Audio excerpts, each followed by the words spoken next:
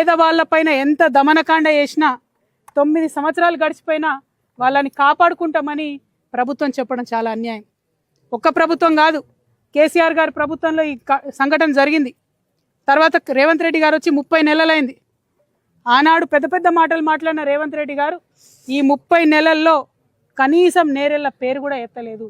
ఇది మానవత్వమా? ఇంత అన్యాయం ఉంటుందా? ఓట్ల కోసమేనా మనం చేసేదంతా?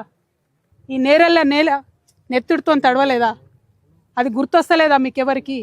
మర్చిపోయిన మా మానవత్వం అనేటిది సంపూర్ణంగా. అన్ని పార్టీలను అడుగుతున్నా నేను, ఇవాళ ఒక ఆడబిడ్డగా అడుగుతున్నా, కనీసం ఆలోచించాలి కదా. ఒక్కరోజు వచ్చి పరామర్శించి ఫోటోలు దిగిపోతే అయిపోతుందా? నేను అట్లా టూరిస్ట్ లెక్క రాలేదు, పరామర్శించిపోవడానికి రాలేదు. నేరెళ్ళ బాధితులందరినీ నేను ఒక ఆడబిడ్డగా, తెలంగాణ ఆడబిడ్డగా, పౌరుషం ఉన్న ఆడబిడ్డగా, మనకు జరిగిన అన్యాయం, మనకు జరిగిన అవమానం మర్చిపోద్దని చెప్పడానికి ఇక్కడికి వచ్చిన. ఖచ్చితంగా ప్రశ్నిద్దాం, ఖచ్చితంగా పరిష్కారం తీసుకుందాం. మన మీద ఈ దమనకాండ చేసిన వాళ్ళు ఎంత పెద్దవాళ్ళైనా వాళ్ళకి శిక్ష పడే వరకు పోరాడదాం, నిలబడదాం. మన తెలంగాణ గడ్డ ఉన్నదే ప్రశ్నించే గడ్డ. ప్రశ్నించిన ప్రతి ఒక్కరిని అవమానిస్తున్నారు, బయటికి పంపిస్తున్నారు, దాడులు చేస్తున్నారు, దాష్టికం చేస్తున్నారు. అది ఆ ప్రభుత్వం లాగాలే ఈ ప్రభుత్వంలో కూడా ఆగుతలేదు. నేను నేరెళ్ళ ప్రజలందరినీ కూడా చేతులెత్తి నమస్కరించి విజ్ఞప్తి చేస్తున్నా.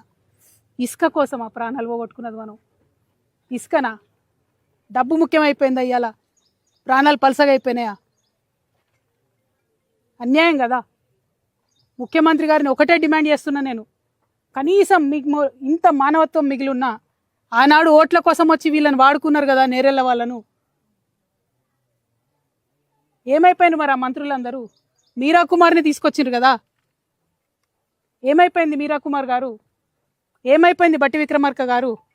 ఏమైపోయింది పొన్నం ప్రభాకర్ గారు, అడ్లూరు లక్ష్మణ్ గారు? ఇప్పుడు మంత్రివర్గంలో మీరు ఉన్నారంటే వీళ్ళ కన్నీటి మేడల మీద కాదా, వీళ్ళ కన్నీళ్ళని మెట్లు వేసుకొని కాదా మీరు గెలిచింది?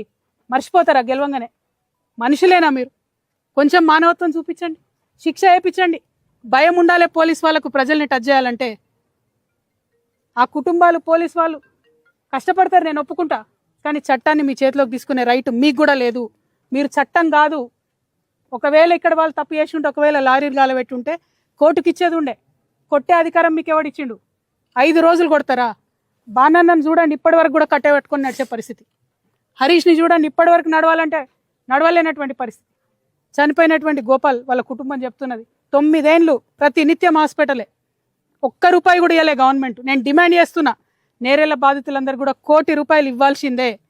రేవంత్ రెడ్డి గారి ప్రభుత్వం ప్రతి కుటుంబానికి ₹1 కోటి ఇవ్వాల్సిందే.